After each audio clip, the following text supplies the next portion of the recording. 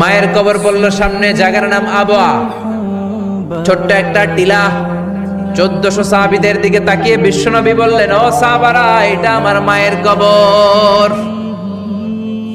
আমি আল্লাহর কাছ থেকে অনুমতি পেয়েছি মায়ের কবর জিয়ারত করার। তোমরা যারা জিয়ারত করতে চাও আসো। 1400 সাহাবী বলে, আমরাও আপনার মায়ের কবর জিয়ারত করব। বিশ্বনবী 1400 সাহাবীরে বললেন, জিয়ারত করার সময় কেউ কিন্তু কান্নাকাটি করতে পারবা না। 1400 সাহাবীকে কান্নাকাটি করতে নিষেধ করে বিশ্বনবী যখন নিজের মায়ের কবরের সামনে দাঁড়ালেন, বিশ্বনবী ছোট্ট বাচ্চার মতো হাউমাউ করে কান্না শুরু করে দিলেন। বিশ্বনবীর কান্না দেখে 1400 সাহাবাও কান্না শুরু করে দিল।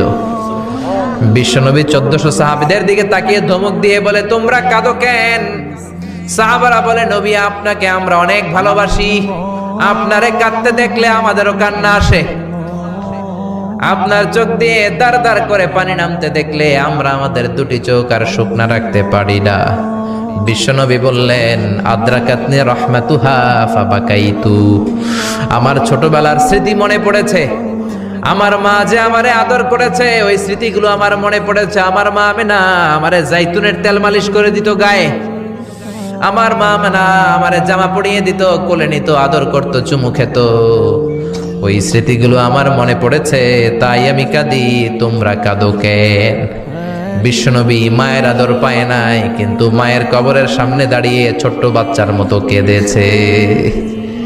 এজন্য মায়ের দোয়ার দরকার আছে না নাই?